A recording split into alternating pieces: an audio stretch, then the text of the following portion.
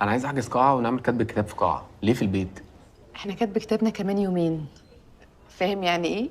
يعني خلاص نعمل حاجة على الضيق وفي الفرح بقى نجيب كل اصحابنا. ماشي.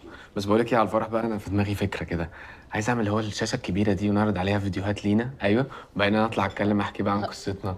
اه والله، ونخلي اصحابنا بقى يطلعوا يتكلموا ويحكوا عننا وكده. بس يا ادهم، ليه؟ بس ايه الافكار الغريبة دي؟ تخيل مثلا لو حسن ولا مراد مسكوا المايك هيقولوا ايه؟ لا عندك حق. لا بلاش احسن. انا بس يعني كنت حاسس ان بصراحه قصتنا دي محتاجه تتحكي يعني. في دي عندك حق. سبحان الله، من 4 سنين نتقابل واقول لك لا مش عايزة ارتبط دلوقتي، ونتقابل بعديها صدفة ونتفق على الجواز. ده احلى حاجة حصلت لي في حياتي. انا عشان كده بقول لك قصتنا محتاجه تتحكي. بس سيبك انتي، انا بجد مبسوط قوي ان احنا اخيرا بقينا مع بعض. وانا كمان.